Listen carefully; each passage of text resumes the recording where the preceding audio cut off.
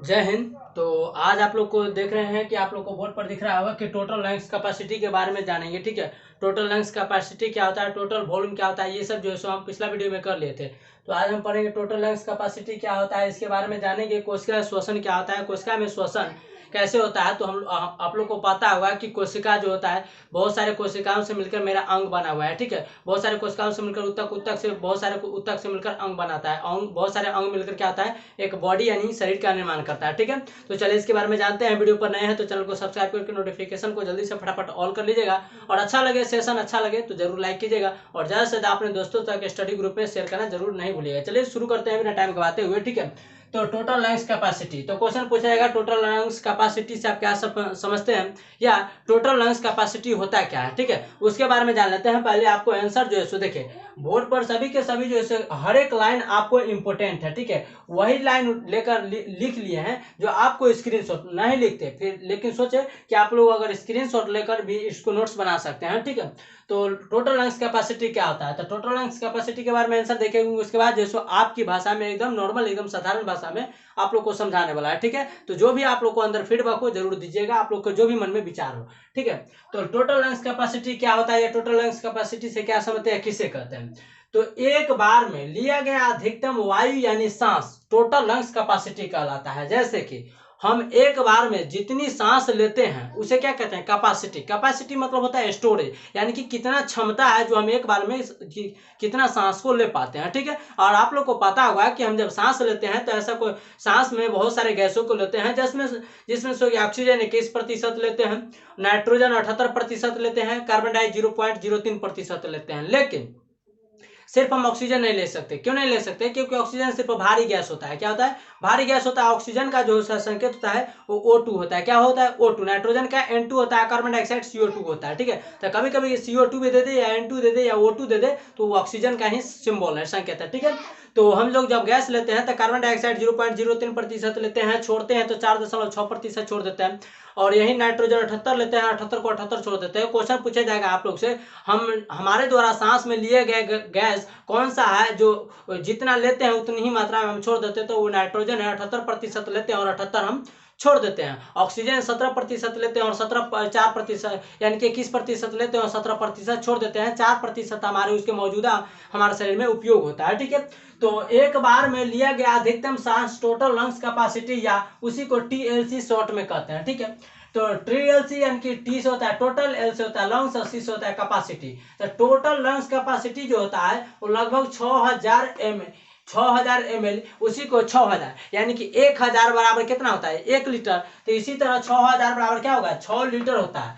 Total volume, total lungs capacity का मात्र 8% होता है। टोटल वॉल्यूम जो होता है, पिछला वीडियो जरूर जाकर देख लीजिएगा टोटल वॉल्यूम होता है क्या है। ठीक है, तो टोटल वॉल्यूम जो होता है वो टोटल लंग्स कैपेसिटी का सिर्फ 8% होता है। 8%, कोई भी चीज में आप जानते हैं कि 100% होता है। ठीक है, आते हैं जब कभी किसी बीमारी के कारण सांस लेने में परेशानी होती है तो हमें वेंटिलेटर मशीन द्वारा कृत्रिम जैसे श्वसन कराया जाता है। जब किसी बीमारी के कारण, जैसे कि कोरोना वायरस को उदाहरण लेते हैं कि कोरोना वायरस में क्या होता था कि सांस लेने में परेशानियां होती थी, यानी कि बहुत सारे ऐसे भी बीमारी है जिसके कारण हम लोग को सांस लेने में परेशानी होता है। तो क्या होता है कि वेंटिलेटर पर जो सो रखा जाता है और वेंटिलेटर पर रख करके हमको कृत्रिम कहने का मतलब है कि एक बाहरी मशीनी यंत्र के द्वारा हम लोग को सांस अंदर दिया जाता है। जब हम अपनी नॉर्मल अवस्था से हम सांस नहीं ले सकते, हमारा अंग जो है किसी बीमारी के कारण, जैसे कि आप लोग को पता होगा कि श्वसन जो करते हैं हम फेफड़ा के माध्यम से करते हैं,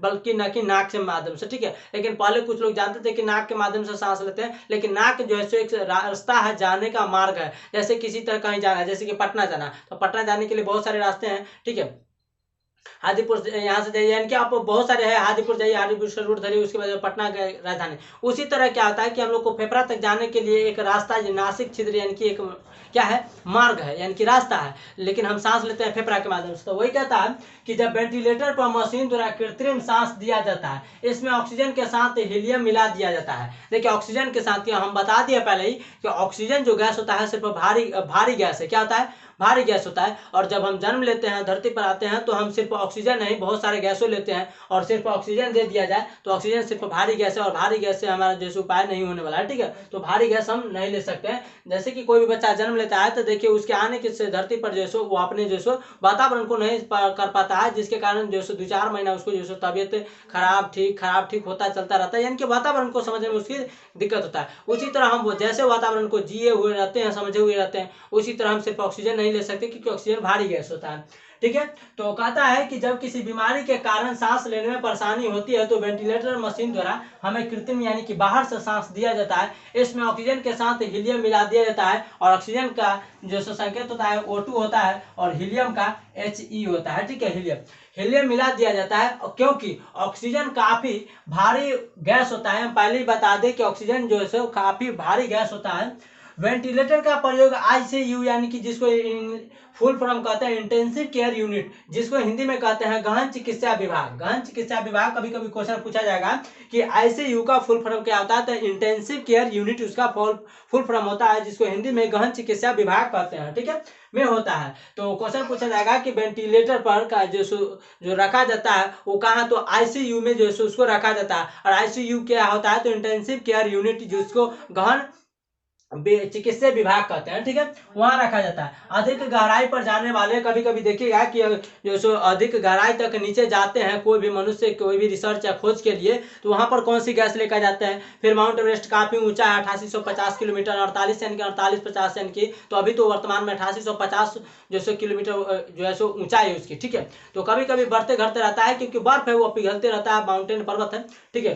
तो ठंडी में जैसे ज्यादा उसकी ऊंचाई यानी कि बढ़ जाता है। तो कहता है कि अधिक गहराई पर जाने वाले गोताखोर मतलब जब धरती के अंदर या जो जाता है काफी गहराई अंदर, तो वो अपनी सांस लेने के लिए, क्योंकि श्वसन जीवित चीजों के लिए श्वसन की काफी आवश्यकता और काफी जो है भूमिका है, आप लोग को पता होगा, ठीक है, अगर रेगुलर वीडियो देखते होंगे तो, ठीक है, चैनल पर नए तो चैनल पर आप लोग बने होंगे तो देखिए कहता है कि काफी यानी कि अधिक गहराई पर जाने वाले गोताखोर अपने सिलेंडर में ऑक्सीजन के साथ हीलियम ले जाया जाता है। क्वेश्चन पूछा जाएगा आप लोग से प्रश्न में कि कोई भी अधिक गहराई में जाने वाले व्यक्ति यानी गोताखोर अपने साथ ऑक्सीजन के साथ कौन सी गैस सिलेंडर में लेकर जाता है, तो ऑक्सीजन के साथ हीलियम गैस लेकर जाता है, ठीक है। इतना आप लोग याद रखिएगा, ऑक्सीजन को O2 कहते हैं और हीलियम को He से डिनोट करते हैं, संकेत होता है, ठीक है।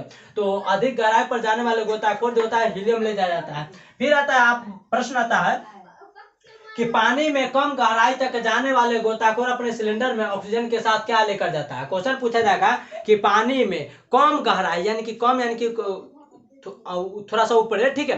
तो कम गहराई में जाने वाले गोताखोर अपने ऑक्सीजन सिलेंडर के साथ क्या लेकर जाता है, तो नाइट्रोजन लेकर जाता है। और नाइट्रोजन को जो है N2 से दर्शाते हैं, यानी कि N2 से दर्शाते हैं, ठीक है, N से दर्शाते हैं। नाइट्रोजन का संकेत क्या होता है, N होता है। तो क्वेश्चन था कि पानी में कम गहराई तक जाने वाले गोताखोर अपने सिलेंडर में ऑक्सीजन के साथ क्या लेकर जाता है, तो ऑक्सीजन के साथ जो है ऑक्सीजन यानी कि O2 प्लस क्या लेकर जाता है, N2 लेकर जाता है, ठीक है, यानी कि जो है नाइट्रोजन लेकर जाता है। फिर है कि वयस्क मानव 1 मिनट में कितनी बार सांस लेता है। क्वेश्चन पूछा जाएगा कि वयस्क मानव 1 मिनट में कितनी बार सांस लेता है, 14 से 18 बार, 14 से 20 बार, 20 से 25 बार, यानी कि कितनी बार सांस लेता है। तो 1 मिनट में वयस्क मनुष्य जिसको 30, 40, 50 साल उम्र होगा वो 1 मिनट में जो 18 से यानी कि 14 से 18 बार सांस लेता है। कितना लेता है, 14 से 18 बार सांस लेता है एक वयस्क मनुष्य। जब वही बच्चा को बात किया जाए तो बच्चा को देखेगा, जो भी छोटे बच्चा होगा जो गोद में होगा, उस बच्चा को देखेगा तो सांस वो काफी तेजी से लेता है कि उसका लंग्स कैपेसिटी कम होता है, लेकिन ऑक्सीजन तो चाहिए ही, तो वो जल्दी सांस लेगा क्योंकि ऑक्सीजन की उसकी काफी जरूरत होता है। तो वयस्क मनुष्य में 1 मिनट में 14 से 18 बार सांस लेता है, जबकि छोटा बच्चा 1 मिनट में 14 से 30 बार सांस लेता है, ठीक है। आगे आता है तो क्वेश्चन पूछेगा कि छोटा बच्चा 1 मिनट में कितनी बार सांस लेता है, तो 14 से 30 बार जो होगा ऑप्शन उसको आप लोग टिक आउट करेंगे, ठीक है। उसके बाद आता है वयस्क मनुष्य 1 मिनट में कितनी बार सांस लेता है, तो वयस्क मनुष्य जो है 1 मिनट में 14 से 18 बार सांस लेता है, आपको इतना लिख दीजिए, ठीक है। कोशिकीय श्वसन आगे है कि कोशिकीय श्वसन किसे कहते हैं, कोशिकीय श्वसन से आप क्या समझते हैं, ठीक है, जिसको इंग्लिश में कहते हैं सेलुलर रेस्पिरेशन, ठीक है। तो कोशिकीय श्वसन यानी कि कोशिका में श्वसन यानी कि जो है सांस कैसे लिया जाता है कोशिका के, ठीक है।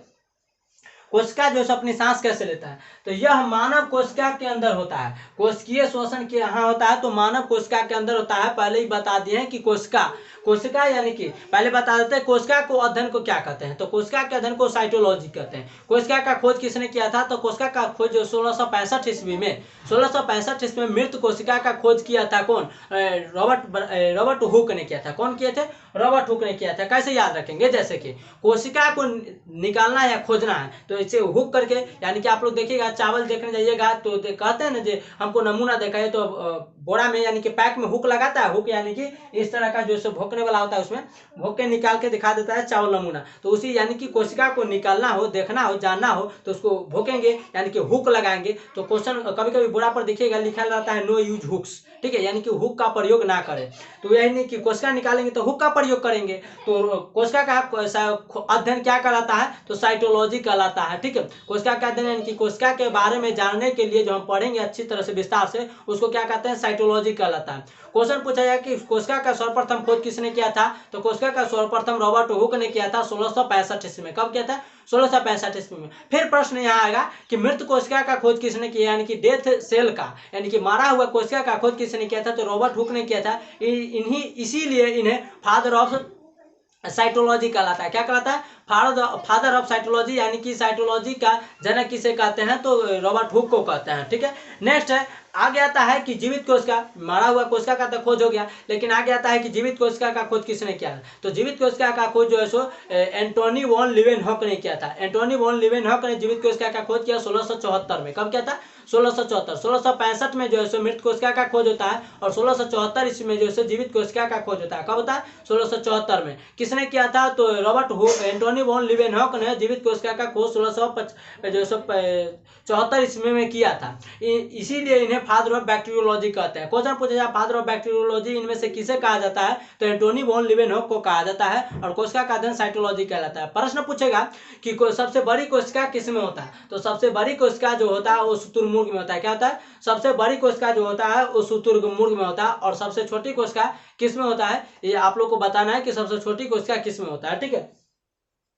आगे है कि यह मानव कोशिका के अंदर होता है, यानी कि कोशिका श्वसन जो होता है वो मानव कोशिका के अंदर होता है। यह एक जटिल प्रक्रिया यानी कि कॉम्प्लेक्स प्रक्रिया है जिसके द्वारा पाचन के फलस्वरूप बना ग्लूकोज, यानी कि पचने के समय जो बना ग्लूकोज होता है वो कोशिका के अंदर टूट जाता है। कोशिका के अंदर क्या हो जाता है, टूट जाता है। जब हम पाचन करते हैं, आप लोग वीडियो को रेगुलर देखते आ रहे होंगे, तो जब हम पाचन करते हैं तो उसमें ग्लूकोज जैसे कोशिका के अंदर टूटता है और क्या होता है कि हमें ऊर्जा मिलती है। क्या होता है, हमें ऊर्जा प्राप्त होता है, एनर्जी मिलता है। कोशिका श्वसन दो प्रकार का होता है। क्वेश्चन पूछेगा कोशिका श्वसन कितने प्रकार का होता है और कोशिका श्वसन होता है कहाँ, तो मानव के कोशिका में होता है। कोशिका श्वसन मतलब सांस लेना और छोड़ना, कहाँ होता है, तो कोशिका में होता है। कोशिका श्वसन कितने प्रकार का होता है, कोशिका श्वसन दो प्रकार का होता है। एक होता है कोशिका द्रव में, एक होता है माइटोकॉन्ड्रिया में। तो कोशिका का पावर हाउस किसे कहते हैं, तो माइटोकॉन्ड्रिया को कहते हैं, आप लोग को इतना पता होगा। और कोशिका श्वसन और माइटोकॉन्ड्रिया में कोशिका श्वसन होता है, ठीक है। तो ये आप लोग देख रहेंगे स्ट्रक्चर यानी कि जो है फिगर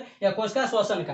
तो यह जो है यह कोशिका है, क्या है, यह एक कोशिका का फिगर, यह एक क्या है, तो यह एक कोशिका का फिगर है। क्या है, एक कोशिका का फिगर है। इसको कहते हैं सेल मेम्ब्रेन। सेल मेम्ब्रेन यानी कि जो बाहर वाला जो से घेरे हुए है इसको कहते हैं सेल मेम्ब्रेन, जिसको हिंदी में कहते हैं कोशिका झिल्ली, ठीक है। इसके अंदर जो छोटे छोटे द्रव यानी कि जो लिक्विड टाइप का भरा हुआ है या जो इसको गाढ़ा पानी यानी कि मार देखें उस तरह का होता है, इसको कहते हैं कोशिका द्रव, ठीक है। इसको क्या कहते हैं, कोशिका द्रव कहते हैं। क्या कहते हैं, कोशिका द्रव कहते हैं। इसके अंदर जो आप इस तरह का देखते होंगे घेरा, इसको कहते हैं न्यूक्लियस यानी कि केंद्रक कहते हैं। और केंद्रक का खोज जो है 1881 ईस्वी में रॉबर्ट ब्राउन ने किया था। क्वेश्चन पूछा जाएगा कि माइटोकॉन्ड्रिया यानी कि कोशिका के अंदर केंद्रक का खोज किसने किया था, तो रॉबर्ट ब्राउन ने कब किया था, तो 1881 ईस्वी में कोशिका के खोज जो है रॉबर्ट ब्राउन ने किया था कोशिका के अंदर। तो यह कोशिका का स्ट्रक्चर है, ठीक है, फिगर है। इसके अंदर न्यूक्लियस अंदर बीच में पाया जाता है, न्यूक्लियस यानी कि बीच में, जिसको हिंदी में केंद्रक कहते हैं। तो केंद्रक का खोज किसने किया था, रॉबर्ट ब्राउन ने किया था। कब किया था, 1881 ईस्वी में किया था। फिर है इसके अंदर न्यूक्लियस यानी कि यह जो गोला वाला है अंदर, इसको कहते हैं न्यूक्लियस यानी कि केंद्रिका द्रव। इसके अंदर छोटे छोटे जो है आप लोग देख रहे हैं द्रव, द्रव में क्या होता है, बहने वाला। जैसे क्या होता है, जैसे कि पानी हो गया, मिल्क, दूध हो गया, ये सब क्या है, नेटा हो गया, ये सब क्या है, ये नेटा जो होता है प्लाज्मा, यानी कि खाद प्लाज्मा का अवस्था होता है, जो एक जगह ही रहता है, बहता नहीं है, हिलता है, ठीक है। तो वो प्लाज्मा का जो उदाहरण हो जाता है, हम पढ़ेंगे आगे। तो इसको कहते हैं केंद्रिका द्रव, यानी कि इसको कहते हैं केंद्रक, और केंद्रक के अंदर भरा हुआ द्रव को कहते हैं केंद्रिका द्रव, और इसको कहते हैं कोशिका द्रव। क्या कहते हैं, ये जो बाहर देख रहे हैं इसको कहते हैं कोशिका द्रव। क्या कहते हैं, कोशिका द्रव। तो केंद्र के अंदर भरा द्रव को कहते हैं केंद्रिका द्रव, कोशिका के अंदर भरा द्रव को क्या कहते हैं, तो कोशिका द्रव कहते हैं, ठीक है। आई होप आशा करते हैं यहाँ तक आप लोग को समझ में आ गया। बाहर वाला को कहते हैं कोशिका झिल्ली, इसको कहते हैं माइट्रोकॉन्ड्रिया। क्या कहते हैं, माइट्रोकॉन्ड्रिया इसको कहते हैं, ठीक है। आशा करते हैं आप लोग को समझ में आ गया। मानव में पूछेगा कि कोशिका सबसे बड़ा किस में होता है, तो मानव में कोशिका सबसे बड़ा जो होता है ओवम यानी अंडाणु का होता है, महिला का अंडाणु का होता है। लेकिन पूछेगा कि फिर मानव में सबसे छोटी कोशिका किस में होता है, स्पर्म में होता है, स्पर्म यानी कि शुक्राणु में होता है, ठीक है। आई होप आशा करते हैं यहाँ तक आप लोग को समझ में आ गया होगा, ठीक है। चलिए, तो तंत्रिका तंत्र फिर पूछेगा कि कोशिका विभाजन कहाँ नहीं होता है, तो कोशिका विभाजन ब्रेन में नहीं होता है, यहाँ पर चोट लगने के बाद ठीक नहीं होता है।